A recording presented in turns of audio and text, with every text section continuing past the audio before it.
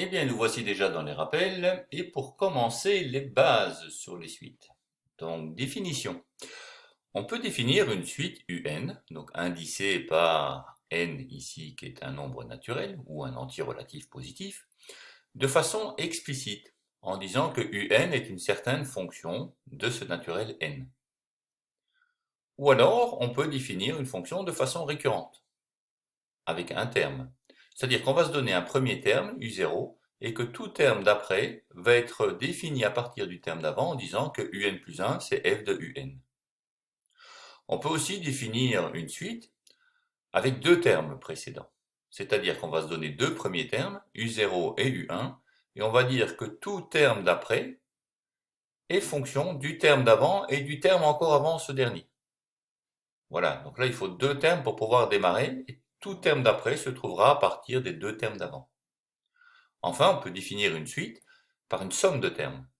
On peut dire qu'une suite UN de rang n sera égale à T0 plus T1 plus Tn. Donc dans ce cas-là, U0 sera égal à T0, U1 sera égal à T0 plus T1, et UN sera égal à la somme qui est là jusqu'au rang n.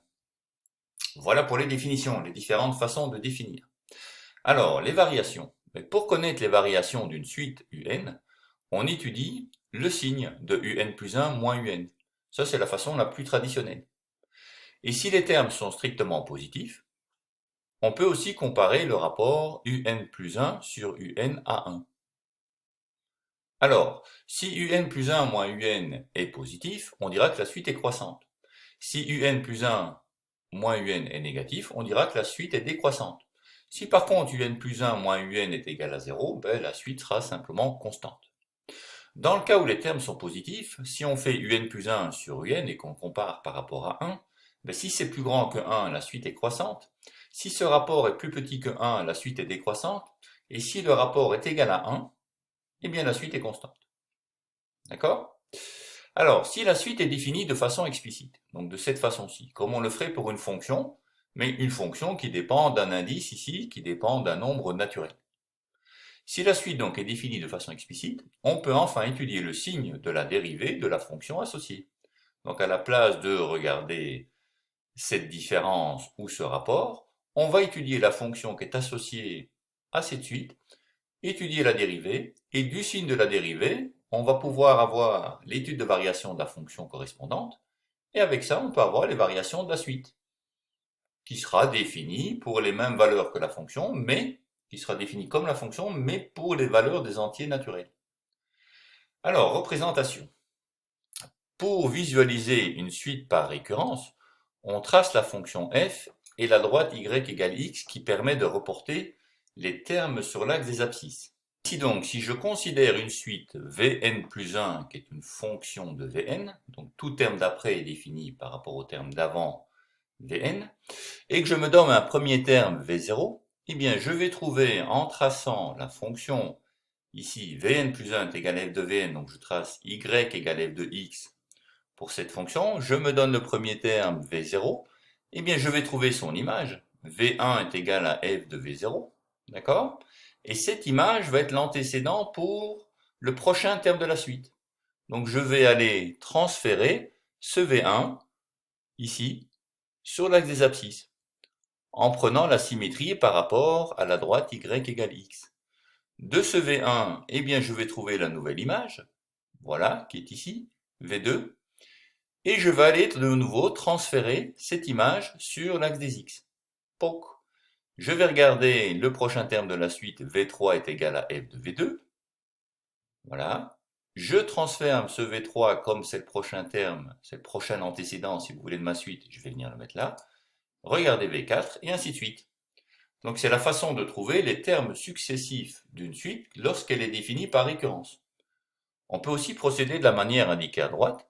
On se donne le premier terme, on va regarder son image V1, on le reporte directement sur la droite y égale x, ce qui nous donne V1, et donc l'image de V1 va nous donner V2, qu'on reporte directement comme ça, qui va nous donner V3, qui va nous donner V4, et ainsi de suite.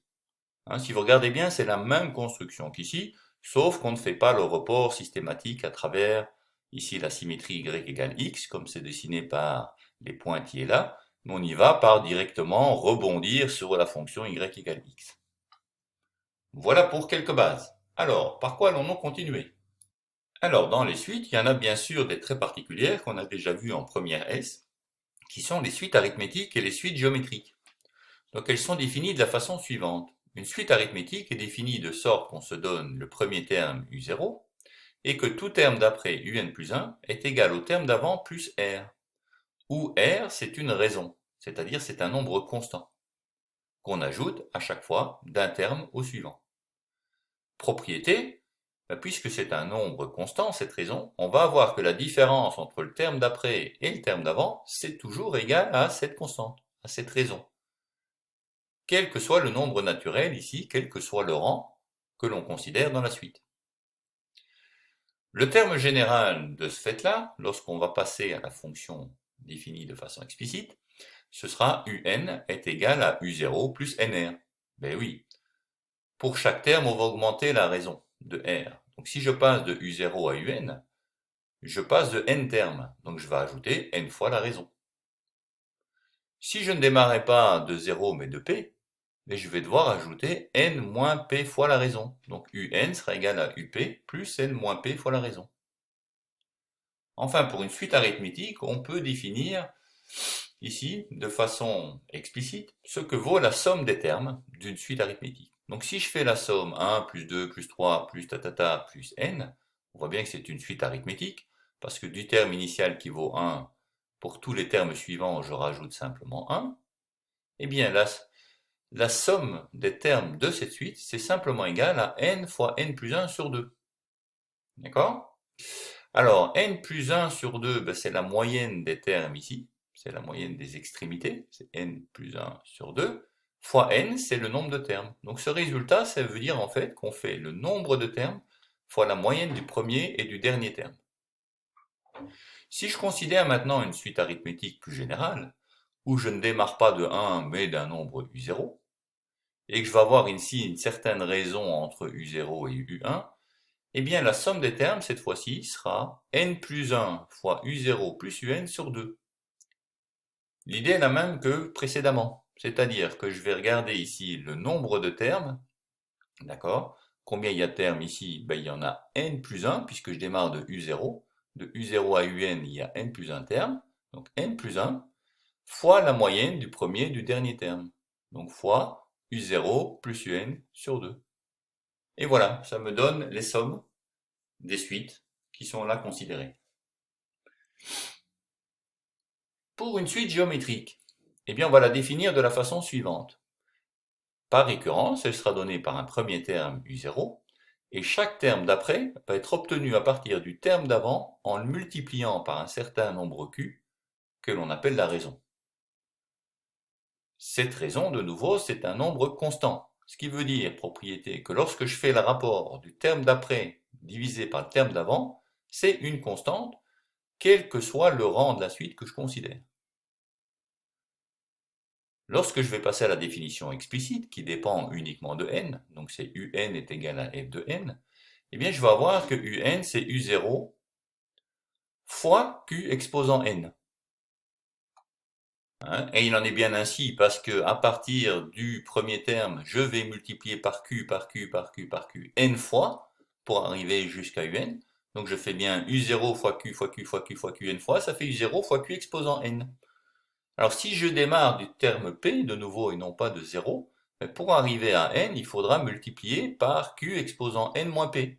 Il n'y aura plus que n moins p fois à faire fois q. Donc un sera égal à up fois q exposant n moins p. De nouveau, pour les termes de cette suite géométrique, je peux en étudier la somme de façon très simple.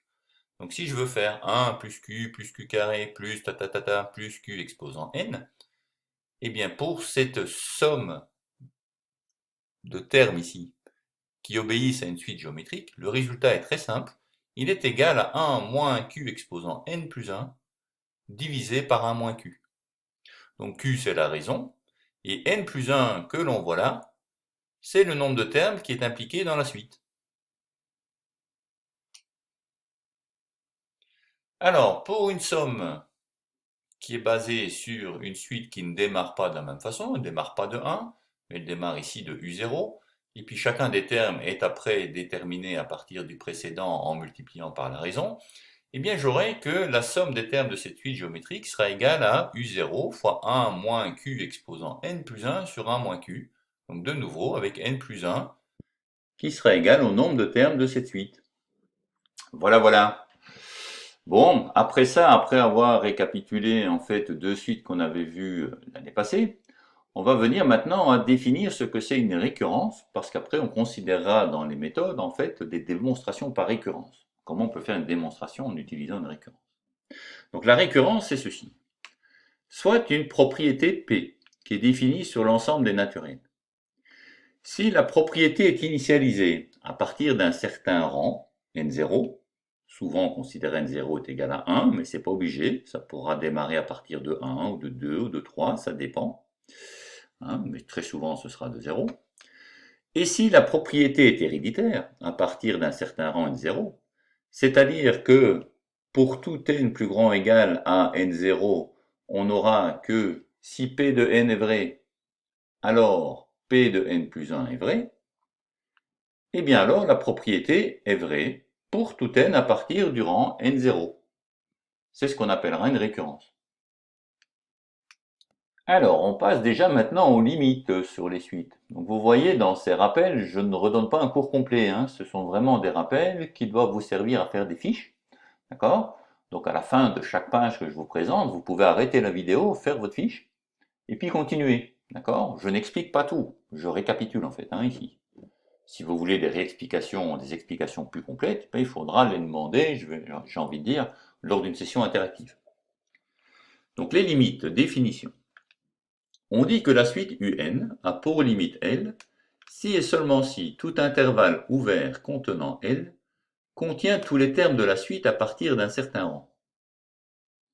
On note alors que la limite lorsque n tend vers plus l'infini de UN, c'est égal à L, et on dit que la suite converge vers L. D'accord? Donc une suite converge vers un point.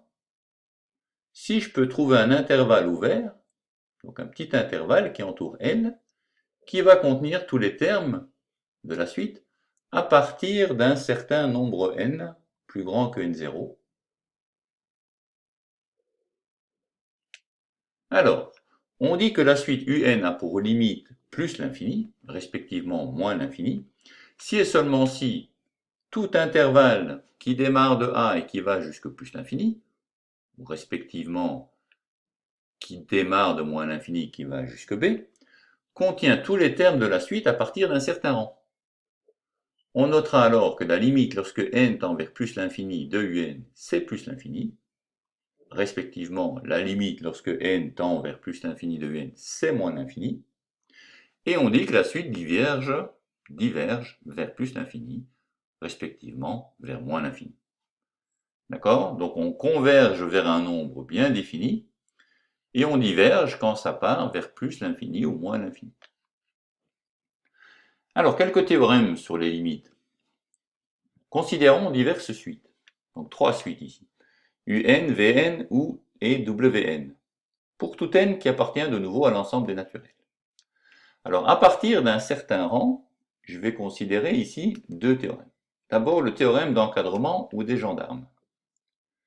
Donc, à partir d'un certain rang, si j'ai que Un est compris entre Vn et Wn, et si j'ai que la limite lorsque n tend vers plus l'infini de Vn, c'est égal à la limite lorsque n tend vers plus l'infini de Wn, c'est L, c'est-à-dire que les deux suites convergent vers L, alors cette suite UN, qui est encadrée par les suites Vn et Wn, va elle aussi converger et tendre vers le même L, puisqu'elle est pour toute valeur de n, elle est coincée entre Vn et Wn. Lorsque n tend vers l'infini, Un est toujours coincé entre Vn et Wn. Donc si ces deux-là tendent vers L, Un tendra vers L. C'est ce qu'on appelle le théorème d'encadrement ou des gendarmes.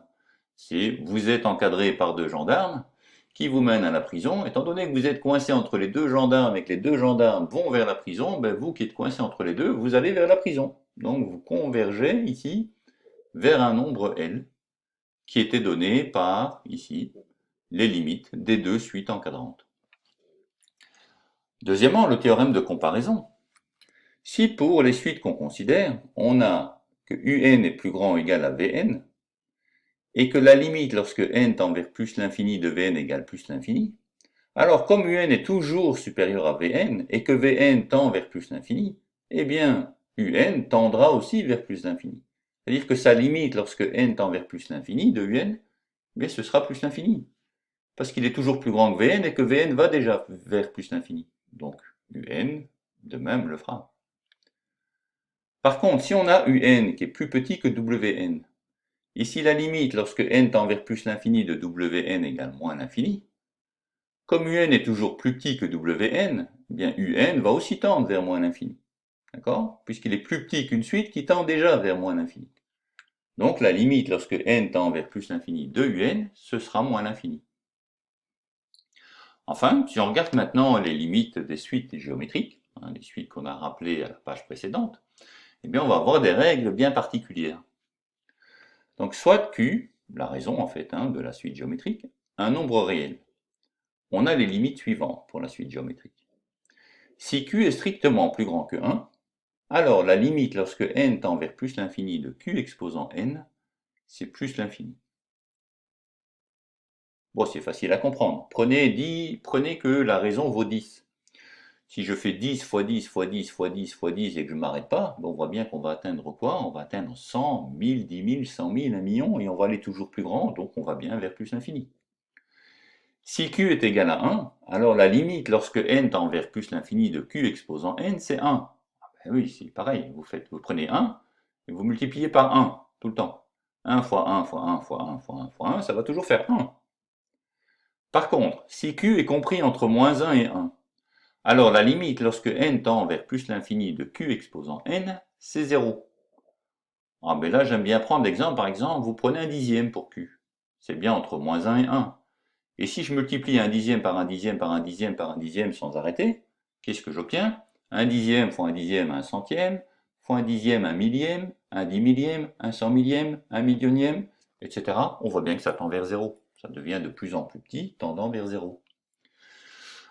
Et le dernier cas, alors là, celui-là c'est le pire, on va dire. Si Q est égal à moins 1, alors la limite lorsque n tend vers plus l'infini de Q exposant n n'existe pas. Elle n'existe pas, cette limite, parce qu'on change de signe à chaque fois. Prenez moins 1. Si je fais moins 1 fois moins 1, ça fait 1. Si je multiplie encore par moins 1, ça fait moins 1. Si je multiplie encore par moins 1, ça fait 1. Donc je vais me balader tout le temps de 1 à moins 1, 1 à moins 1, 1 à moins 1. Donc je ne converge pas vers un nombre. Donc la limite n'existe pas. Alors, on continue toujours avec ces suites et on fait maintenant quelques opérations sur les limites. Chose importante. Donc si un a pour limite L, un nombre fini donc, ou plus l'infini ou moins l'infini, pareil, si on considère ce genre de limite pour Vn, donc soit un nombre fini, L', soit plus ou moins l'infini, qu'est-ce qui va se passer pour la somme? D'accord? Alors, si je fais la somme ici, si j'ai deux suites qui convergent vers L et L', eh bien la somme va converger vers L plus L'. Si une des suites va vers plus l'infini, alors que l'autre était finie, eh bien la somme va aller vers plus l'infini. Plus l'infini l'emporte. Si une des suites tend vers moins l'infini, tandis que l'autre convergeait vers L, eh bien la somme va aller vers moins l'infini. C'est moins l'infini qui l'emporte. Si les deux suites partaient vers moins l'infini, eh bien la somme des suites va aussi partir vers plus l'infini. Pareil pour moins l'infini. Si toutes les deux allaient vers moins l'infini, la somme va vers moins l'infini. Par contre, si une des suites que je considère, lorsque n tend vers plus l'infini, si elle tend vers plus l'infini et que l'autre tend vers moins l'infini, le résultat c'est l'infini moins l'infini. Et là je ne sais pas ce que ça vaut. L'infini moins l'infini. Donc c'est une forme qu'on appelle une forme indéterminée. D'accord? Donc là il faut investiguer un peu plus en détail pour savoir ce que ça va être. Mais à la base c'est indéterminé. Ok, ça c'est pour la somme. Que se passe-t-il pour un produit? Bon, on a les mêmes règles ici. On va avoir une limite finie, ou une limite nulle, ou infinie, ou une limite finie mais différente de 0. Et pareil pour Vn. Alors, que va-t-on avoir pour le produit des suites? Eh bien, si une suite tend vers L et l'autre vers L', le produit de ces suites tendra vers L fois L'. Si une suite tend vers un certain nombre L qui est différent de 0, et que l'autre suite tend vers l'infini, ben le produit va tendre vers l'infini. Et le plus ou moins l'infini dépendra du signe d'ici et du signe de cet infini. Si là j'ai un L positif, et que je tends ici vers plus l'infini, le produit des deux va tendre vers plus l'infini. Et donc il faudra étudier le signe de chacun pour pouvoir dire quel infini j'ai ici. Par contre, si une des suites tend vers 0, et que l'autre suite tend vers l'infini, le produit va tendre vers 0 fois l'infini. Et 0 fois l'infini, je ne sais pas ce que c'est. D'accord? 0 fois n'importe quel nombre, on a vu jusqu'ici que c'était 0. Mais aussi on sait aussi que n'importe quel nombre fois l'infini, c'est l'infini. Donc dans le cas de 0 fois l'infini, qu'est-ce qui gagne? C'est 0, c'est l'infini ou c'est quelque chose d'intermédiaire? Eh bien ça, c'est une forme indéterminée. De nouveau, il va falloir investiguer cette situation en détail pour pouvoir le dire. Par contre, si UN et Vn tendent tous les deux vers l'infini, ben le produit tendra vers l'infini, avec un signe qui dépendra des signes de chacun des facteurs de ce produit. Pour un quotient, c'est quasiment pareil, d'accord?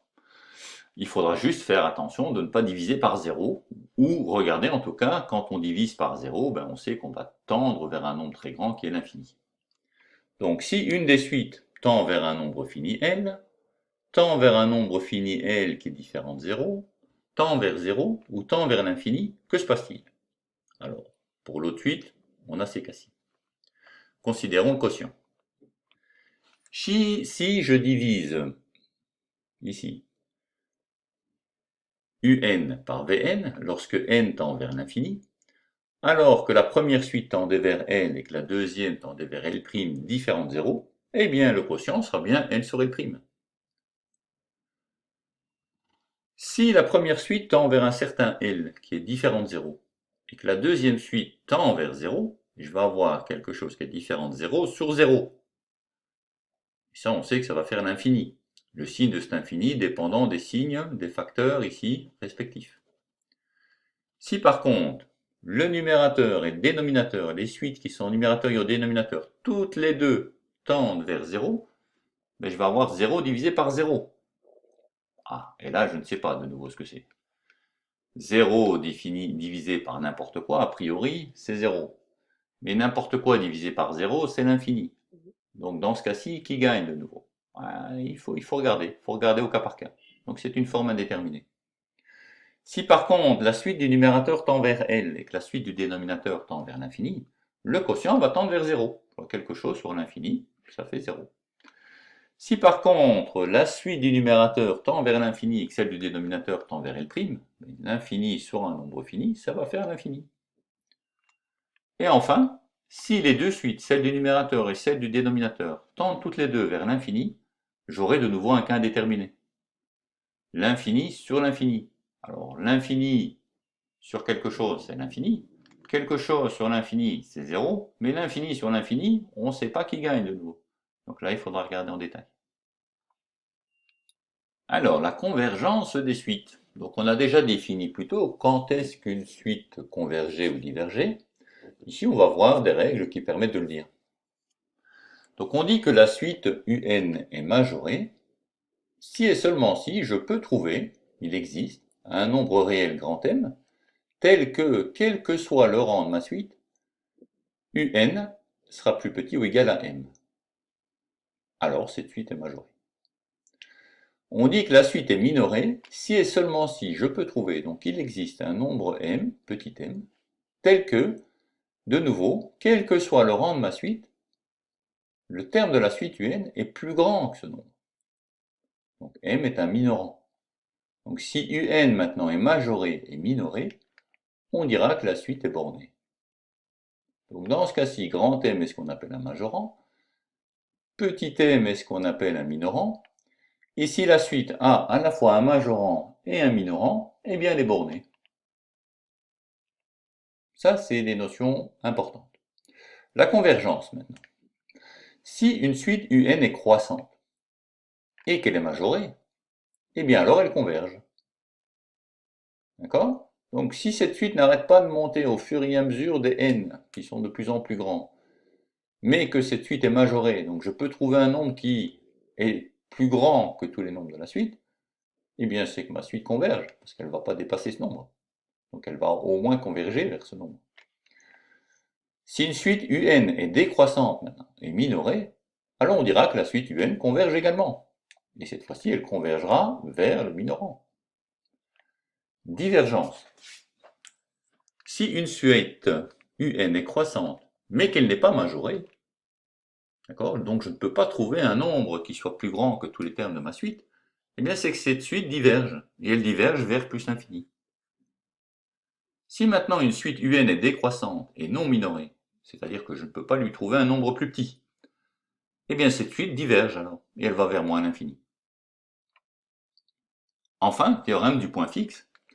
Si je considère une suite UN qui est définie par un premier terme 0, est telle que tout terme d'après est égal à une certaine fonction du terme d'avant. Donc est définie à partir du terme d'avant. Donc c'est une définition par récurrence.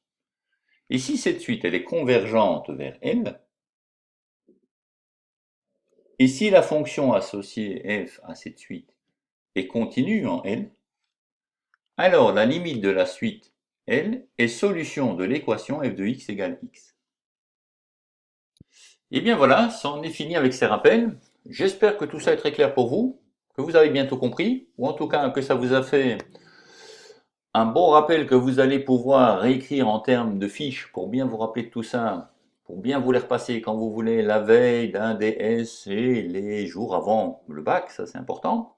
Voilà, alors pour la suite ici, bien on va passer au quiz pour s'assurer que tout effectivement est clair. Et puis après ça, si le quiz va bien, ben on se reverra dans les méthodes et les exercices. Allez, à très bientôt. Reposez-vous 5 minutes, je crois que ce rappel vous a un petit peu fatigué, donc reposez-vous avant de reprendre avec le quiz. Laissez passer un petit peu l'information qui est venue.